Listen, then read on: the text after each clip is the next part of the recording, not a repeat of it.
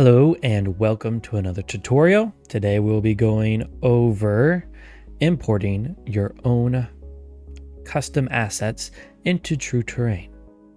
This is useful if you wish to add your own materials, height maps, or objects and don't want to wait for us to release something similar. Let's get started. So you'll notice we are in preferences, the Blender preferences. That's where we're going to be the whole time today. And you notice I have made this quite large as what we'll be dealing with needs the full space of your monitor. Let's get into it. So we're going to go down here and click on Asset Data to open up all of this gorgeous information. We will begin in textures, and we're going to begin by adding a new texture. You can see Create Item, and we will click and add a new one. We're going to do one called Sandy Pebbles, and I'll show you. I've taken this material here from Ambient CG Ground 079S, and we're going to turn this one into a TrueTERRAIN 5 texture asset. So now that our asset item has been created, you'll notice there's settings already that we can do. You can change the name here. Maybe we just want one pebble, or maybe we want lots of pebbles. There's this thing called use roughness, use specular, DirectX normal map. There's a bunch of different things here. There's categories and subcategories that we could go ahead and add into. They have an icon, and then we have something over here called quality levels. I'm going to go ahead and start over here with quality levels. So after you listen to this whole thing, you may choose to do all this first. It's up to you. But let's go ahead and add a quality level. Technically, there's nothing here until you add actually a quality level. So we're going to start with not 4K but 1K. And here is where you can change the name of the quality level. You can change the description. This is where we actually set these quality levels here. So this is actually what so you can have multiple quality levels set up. And we're going to go ahead and get started. So this one, if I remember right, it has a color. Let's go ahead and navigate to, there we are, the folder that had everything in. I'm going to go ahead and actually go up one and copy that so I can come back to it easier. We want to go into the 1K, go to the color, select that, get our roughness, height map. Nope, not height map. What am I saying? There we go. Roughness. There was no specular to this one. Let's get the displacement, and then we'll go back to normal, because I will want to explain some things. So normal maps, for those who didn't know, like myself, there are actually two types of normal maps used out there. There is the DirectX, or here you see DX normal maps, and then there's the OpenGL normal maps. And really the main difference is that, if I remember correctly, the green levels are flipped, or inverted. And so if you know what it is, by default, TrueTERRAIN and I think Blender expects an OpenGL map.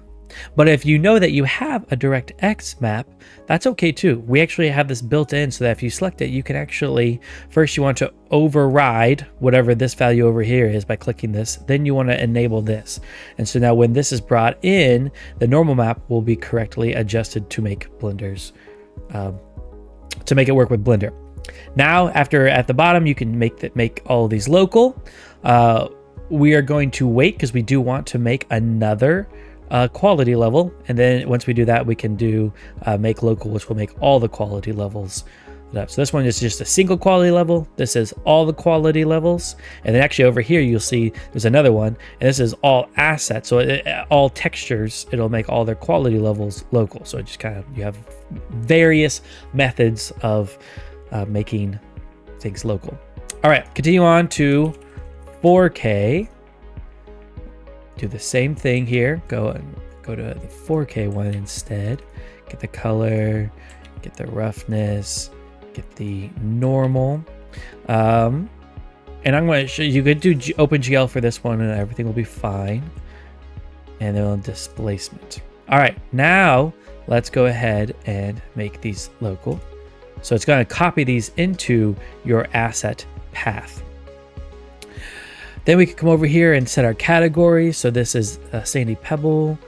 You know what? I kind of let's pretend like, you know, I've forgotten what this looks like. Let's go ahead and add in an icon. So you have three options. You can choose from a folder. You can have it take the color map and actually set it as the icon, or you can have it render the icon. Clicking each of these will automatically set it all up for you. It will take a little bit because it is going to convert it into a WebP, or obviously if it's rendering, it's going to have to render it out, then save it, and then do it. For our purposes today, we're just going to change the icon path, and I have one here set up. And it will, right now what it is doing, it is actually converting it to WebP. And if we look, if I alt click, bring this over here, you can see some other things I've done in preparation for it. But you'll notice that it will actually make different sizes. So we have the icon as a 32 by 32, which is good for other parts of Blender, 128, 256, or its default 512. This we programmatically load in the correct one so that we don't have to resize it. It's in hopes of making Blender startup faster. So now that we have that loaded in, we can maybe more easily assign it to categories. Textures, you'll see these are all the categories available to you, but these categories are across all of your assets. And so some of them aren't necessarily pertinent. Like you could put it in terrains, but you'll notice canyons, hills, mountains. Technically, these are height maps, but it doesn't matter. You can do whatever the heck you want. Today, we're going to go and do a biome. We're going to say it is, you know, it might be desert. You know, this could be something, maybe even aquatic, like it's under the sea or something like that. You could color. We have brown, and I think there's a light brown or a brown light, also known as tan. Surface, we could call it dirt or sand maybe, and then I think there's a pebbles, sandy, rocky, kind of whatever you want to do it. Clicking all these will make it show up in these the categories later on, like in here. It'll make them show up in here. So if I now go to color, I go to brown light, I think it should have, yep, it automatically updates it. Yep, and so now you can do your sandy, you can choose 4K, and your mesh should, oh, how do I get closer? Okay, maybe I need to go, there we are. Now you see we have our pebbles, our sandy pebbles. Wow. Yeah, so very easy, very quick to do this, I believe. It might get a little monotonous to do it over and over again, but that also allows you to ensure that it wouldn't be smart to assume that everything is the same. And so while it might be annoying to handcraft each one, it is important to handcraft each one, especially when you have categories and subcategories. Who knows what the icon value might be done. You might need to go back and re-render an icon and so on and so forth. So yeah, so that's textures. Procedurals. Now notice you actually cannot add your own procedural material or shader at this time. This is something we hope to add in the future, but for now, you are not able to add in your own procedurals. Object, let's move on to object. Same basic format. You do your quality levels and you fill everything in just like we did before. You'll notice there is something, you don't have multiple files because there's not multiple textures, but you just have a single blend file, but then there's this explore file situation. So let's go ahead and do it. I have one that I've downloaded from TurboSquid. Oh, hello. Thank you, Windows.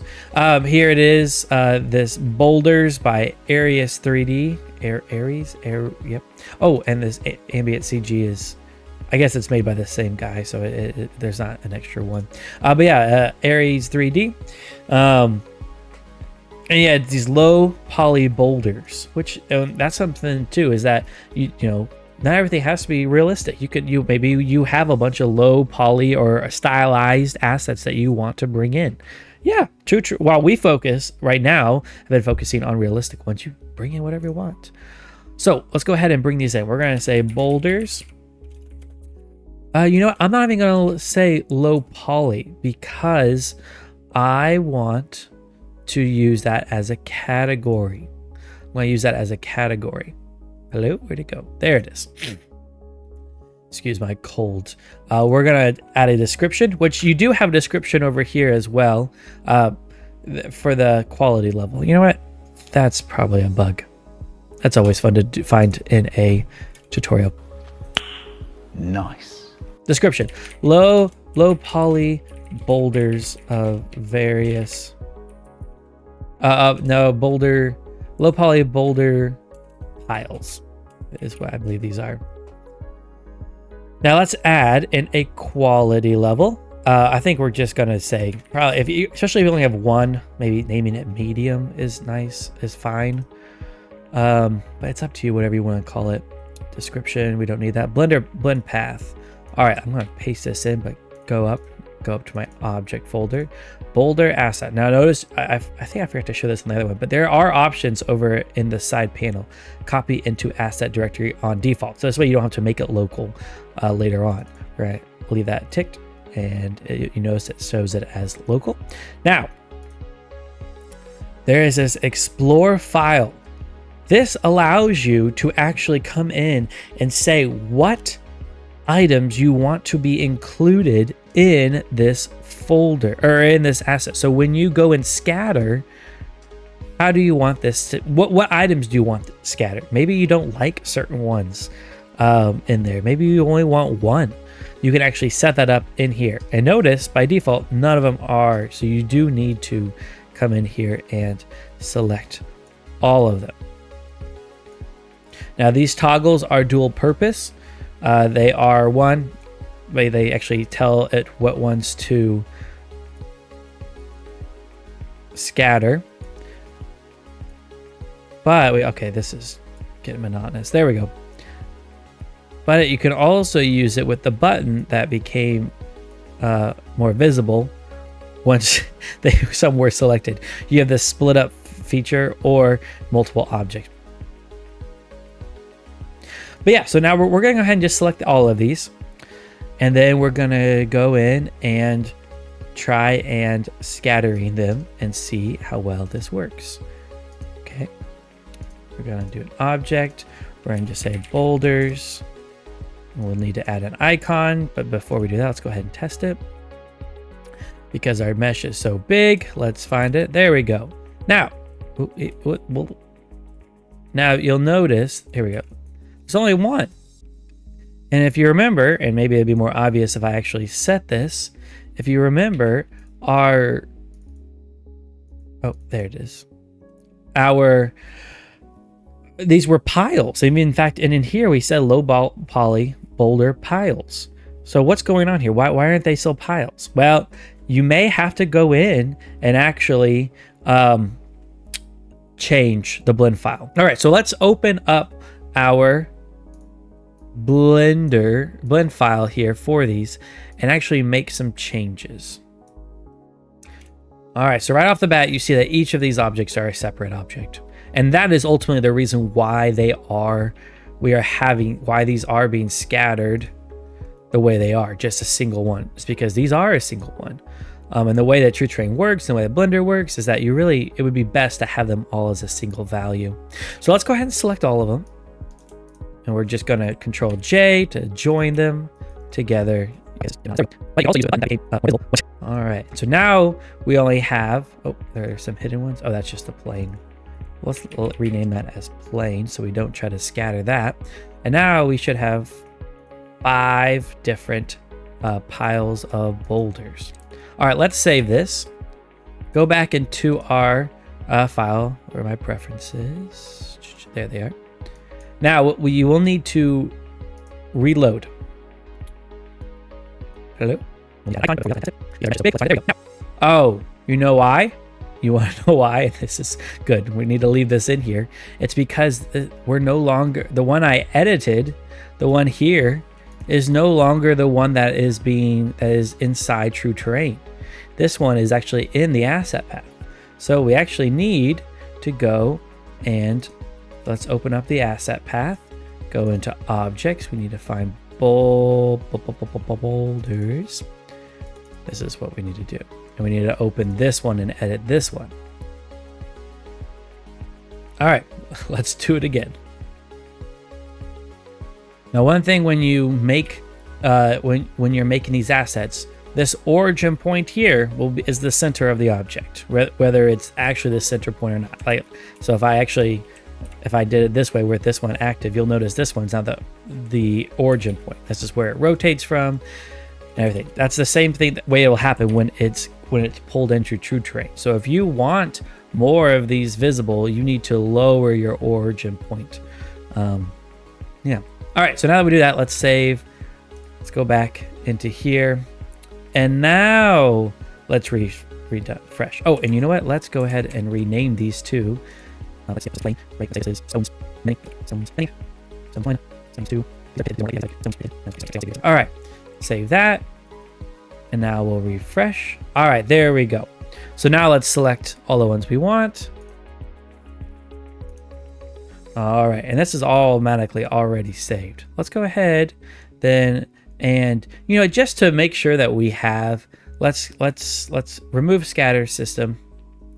Let's go ahead and delete these by pressing X. You know, these, removing those. That'll probably ensure that we get the cleanest redo of this. All right, boulders, and you see have our icon now. Let's go ahead and click it. Let's find, and here we are. Now we have our boulder piles, and we can offset this a little bit just to view it. Maybe if we wanted more. Oh, too much. Floating rocks. Wonderful. All right. Now that we have all our assets set up, and yeah, let's make sure that plane is 100% deselected there. Do not want to be scattering the plane. We can go in and set our categories for this, right? This is rocks. Go down to rocks. We can add it to, I don't know, grassland, or more realistically, we have a new low poly subcategory of rocks. And it might make sense to actually have a low poly, and then in here we could also do rocks, just so that no matter where you go, you have it and select it. And you notice all is automatically selected when any of these are selected. Yeah. All right, so we have that going. Let's move on now to Heightmaps. Heightmaps are very similar. You'll notice right off the bat probably that there is no object level. We don't have quality levels for Heightmaps. I suppose we could. There's no reason why we wouldn't need to, or we couldn't. But I guess I don't see a reason. We haven't seen a reason really to do that, as the resolution of your plane is actually what does the resolution, I guess, other than speed of importing into Blender. If you want that, I guess let us know. Though I suspect that I don't really know why you would want that. So let's go ahead and start as we always do by adding a new item. I have one that I have called, what did I call it? Mountains, cliffs, and grassland, I think. Yeah, mountains, or mountain, cliffs, grassland, capitalize our C so we get it nice and proper. Description, a full landscape containing a mountain, many cliffs, and grassland areas. Guys, whatever you believe it's showing. Let's select our Heightmap. Just copy that over there. This is the it is an EXR. We would recommend that you do EXR, and so that it will actually contain the full value. Sometimes it can also be a 32-bit.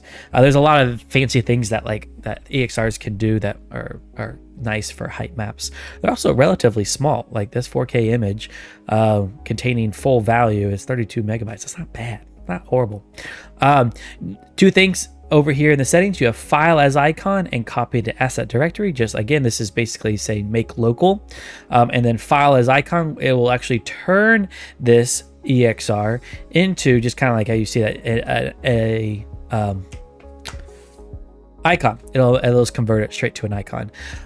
This, I believe, is, if it happens to you, know that it is known, and it's not something we can really work on right now, though I think we have solved many of the issues for it.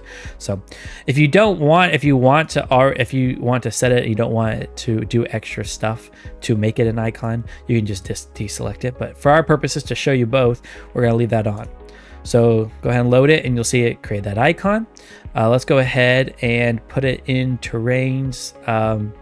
We're going to do, we could do mountains, not really canyons. Was there another one? I think, was there an elements, terrain elements? It's not really an element, it's a full landscape. So yeah. And then you'll see there's a height multiplier. So this is what by default, when you bring, let's reselect this. When you bring in, so if we bring this in, height map, go ahead and now select our grassland, this whole thing. Press OK. It'll actually bring this in with the height multiplier already applied. So you can see here comes in, this one at 5.5, which is a little surprising, I guess, but it's not bad. Oh, and it's because it selected the wrong one. Sometimes this happens, and I think the reason why is it doesn't always load in the way it should. Here, let's fix this. Well, let's do a couple things. Let's go ahead and add in a, let's go back here and grab our icon. So update our icon, and we're gonna actually set this to be alphabetical. If you find that you're not selecting, whatever you're selecting isn't correct, like that was before. Let's see how that doesn't match the icon here. It's a big old crater, and even you see here it's a crater. Sometimes I think the index values just get messed up, and it's something we need to look at. There we go. And you'll see now it's 0.5. But you say that's not exactly great looking. Let's even up the resolution here. Noise. Yeah, that's not how I remember it being. Let's actually do like a full amount here, full multiplier. Yeah, that looks better. And then if we don't want these sides here, we can just do extend.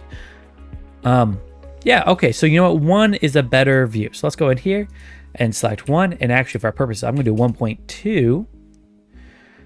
And now when I come in here and I select, will it work if I just do that? Yeah, it will. Okay, great. So now you'll see that it automatically changes to 1.2. So this is what height value it should come in at. All right, and that's it. That's all of them. You can continue on adding more and more as you go on, and eventually you might have enough for your own pack, which will be in its own video. Well, I hope this was useful for you, and I hope that you enjoy adding all of your assets and making TrueTERRAIN the best it can be for you. Have a great day. Bye, everyone.